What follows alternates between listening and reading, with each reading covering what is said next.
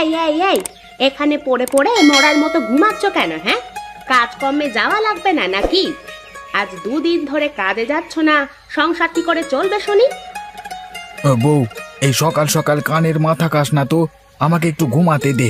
আমার শরীরটা একদমই ভালো না। আমার পেটের মধ্যে কেমন যেন গুড়গুড় করছে, মাথা বনবন করছে, কানের মধ্যে শাঁসা করছে। ও মা, বলে কি গো? আর কোনো রোগ হয়নি তো তোমার? শুধু এই কয়টা রোগ হয়েছে নাকি তোমার? এই অল্প রোগ তো এক্ষুনি সেরে যাবে, একটু বেশি রোগের কথা বলো গো। না, তোকে নিয়ে আমি আর পারি না। বললাম সকাল সকাল ঝগড়া করবার কোনো ইচ্ছে নেই তোর সাথে আমার। যা তো বউ, যেখানে যাচ্ছিলি সেখানে যা, আমাকে একটু ঘুমাতে দে। বলছি তোকে যে বললাম আমার শরীর খারাপ, বিশ্বাস করছিস না তো? না না না, আমি কি করে বিশ্বাস করব? এইটাই তো তোমার রোজকার নাটক। তুমি তো কাজের ভয়ে রোজ একটা না একটা বাহানা বানাও। আজ এইটা তো কাল নতুন একটা বাহানা। কি অশান্তি, কি অশান্তি!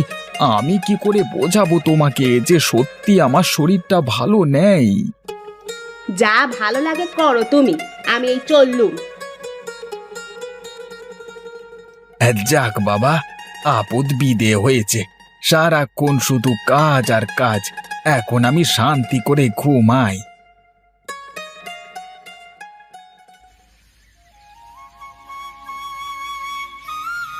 আরে মা, কেমন আছো মা?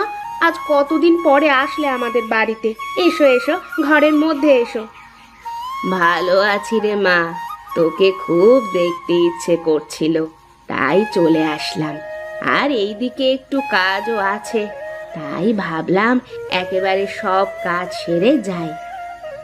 ভালো করেছো মা, এসো এসো, ভিতরে এসো।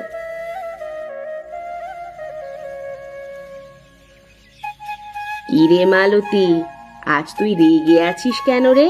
কি হয়েছে তোর? আর সে কথা বলো না মা, তোমার জামাইটা যা হয়েছে না, সারাদিন কাজকর্ম কিচ্ছু করবে না, শুধু পড়ে পড়ে ঘুমাবে আর সব জ্বালা আমাকে পোহাতে হবে। আমার জীবনটা একেবারে নরক হয়ে গেল। আরে কিছু বেটা মানুষ এমন একটু ভবঘুরে স্বভাবের হয়। একটা বাচ্চা কাচ্চা হলে কাঁধে দায়িত্ব পড়লে দেখবি সব ঠিক হয়ে গেছে। না, এ মানুষ ঠিক হবার মানুষ নয় গো মা। আমি কত বোঝাই, ও আমার একটা কথা এক কান দিয়ে ঢুকিয়ে আরেক কান দিয়ে বের করে দেয়। আরে হবে রে হবে, কত এমন ভবঘুরে মানুষ দেখলাম, বিয়ের পর ঠিক হয়েছে, আর না হলে বাপ হওয়ার পরে ঠিক হয়েছে। জানিস, তোর বাবাও ঠিক এই রকম ছিল। তুই আমার জীবনে আসার পরে মানুষটা কেমন যেন কর্মঠ হয়ে গেল। দুনিয়া উল্টে গেলেও ঠিক হবে না মা, তুমি ওকে চেনো না তাই এমন কথা বলছো। আমি আজ 2 বছরে ওকে হাড়ে হাড়ে চিনে গেছি। আচ্ছা শোন, আমার কাছে একটা বুদ্ধি আছে, আমার কথা মতো কাজ কর, দেখবি সব ঠিক হয়ে যাবে। কি বুদ্ধি মা?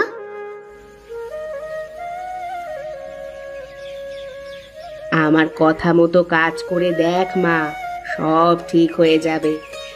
ঠিক হলে তো বড়ই ভালো, আর না হলে আমাকে সারা জীবন এভাবে পরের বাড়ি কাজ করে সংসার চালাতে হবে।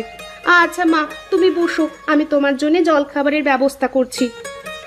না রে মা, এখন ক্ষুধা নেই, খেতে ইচ্ছে করছে না। আমি পাশের গ্রামে তোর কাকার বাড়িতে যাচ্ছি, ওখান থেকে ফেরার পথে তোর বাড়িতে 2 দিন থেকে যাব। কেন মা, ওখানে কি? একটু দরকারি কাজ আছে, আমি ফিরে এসে তোকে সব বলবো। আচ্ছা মা, এসো তাহলে, সাবধানে যেও কিন্তু।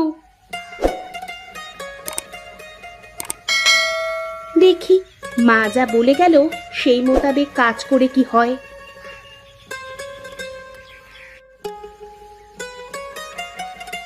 আহা, কি গন্ধ, কি গন্ধ!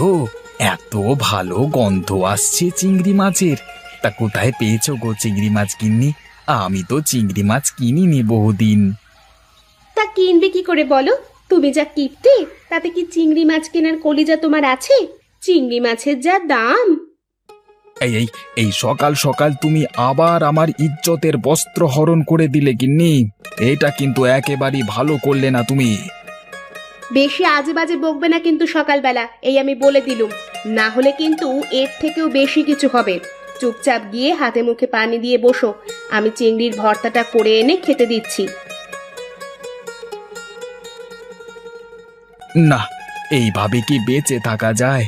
শেষে কিনা নিজের গিন্নির কাছে দাম পেলাম না, সকাল করে আমাকে এই রকম ভাবে খিস্তি মেরে দিল।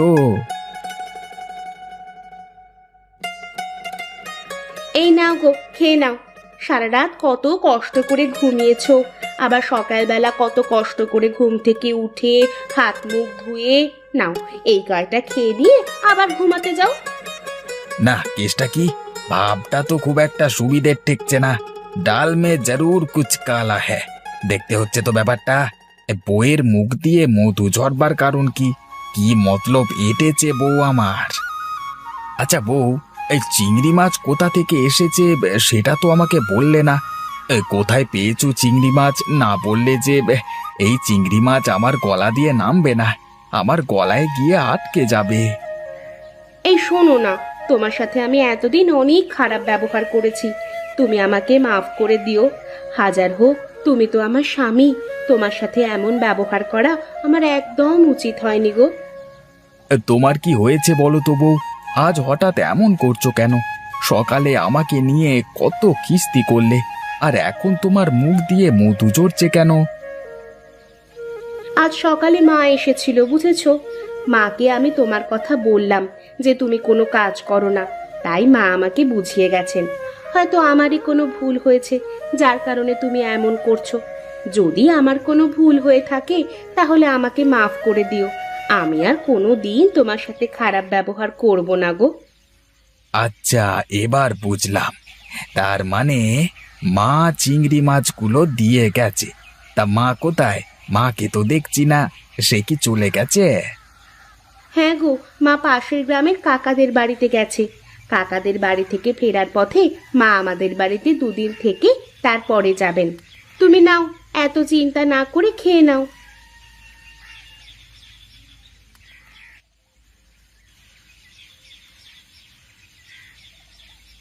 ও হ্যাঁ হ্যাঁ, তৃপ্তি করে খেয়েছি আজকে। একেবারে সেই খাওয়া হয়েছে। এই ভর পেটে খাওয়া দাওয়ার পর একটা ঘুম না দিলে কাজ করা মুশকিল। আমি একটু শুতে গেলাম বউ, হ্যাঁ, আমাকে ডেকে দিও। না না, আমি তোমাকে ডেকে তোমার ঘুম ভাঙাতে যাব না।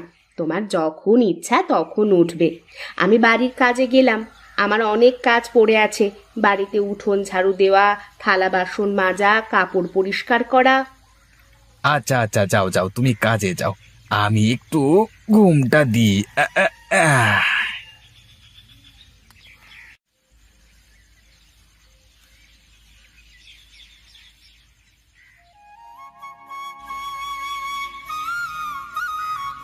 বউ, ঘরে কি আছে? চারটি দাও দেখি, কটা খেয়ে দেখি।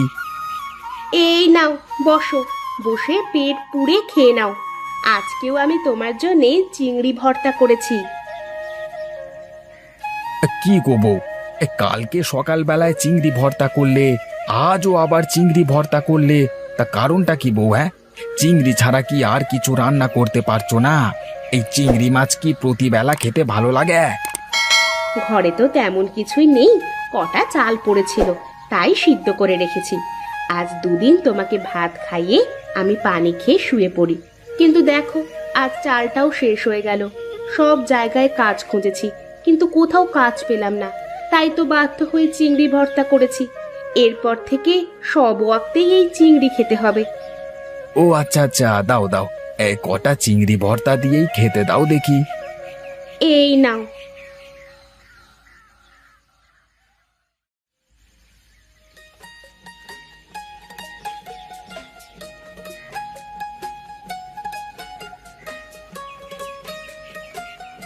মানুষ নাকি জব্দ হয় না, আজ তোমাকে আমি চিংড়ি মাছের ভর্তা খাইয়ে জব্দ করে ছাড়বো।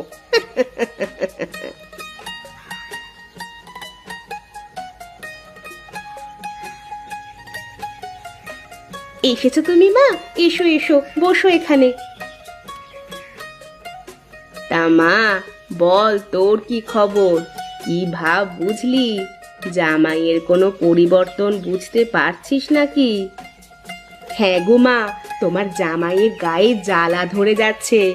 2 দিন চিংড়ি খেয়েই উসবি শুরু হয়ে গেছে। আজ থেকে তো ডোজ আবার বাড়াবো।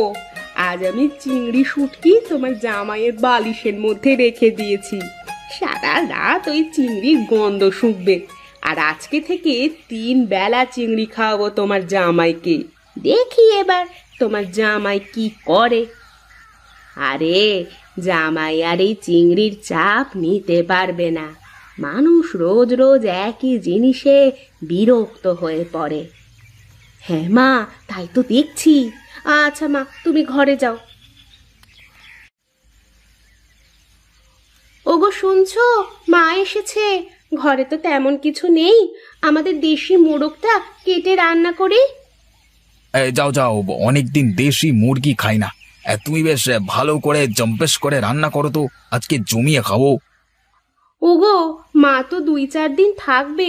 মোড়কটা রান্না করে একদিনে খেয়ে ফেললে পরে কি খাওয়াবো বলো তো? একটা কাজ করি, মুরগিটা রান্না করে রাখি। আর প্রতিদিন মাকে খাওয়ানো যাবে, আর আমরা না হয় চিংড়ি দিয়ে কাজ চালিয়ে নেব। আমি চলি গো, তুমি ওঠো, আমি খাবার দিচ্ছি তোমাকে।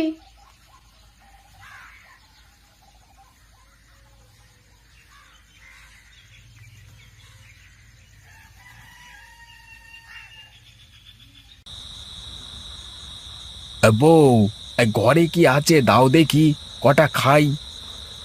এই নাও। কি গো বউ, শুধু এত চিংড়ি দেখছি যে, মুরগির মাংসটা কোথায়? মুরগির মাংস তো মা খেয়েছে, আর একটু আছে, সকালে মাকে দেব। না, এইভাবে আমি সারা দিন এই চিংড়ি ভর্তা খেতে পারছি না বউ। আমি আর অমন করব না, আমি কাল থেকে কাজে যাব। সত্যি তুমি কাজে যাবে? হ্যাঁ হ্যাঁ, আমি কাল থেকে প্রতিদিন কাজে যাব। আমি তোমার এই চিংড়ি ভর্তার কাছে হার মেনে গেলাম গো বউ। মানুষ নাকি জব্দ হয় না।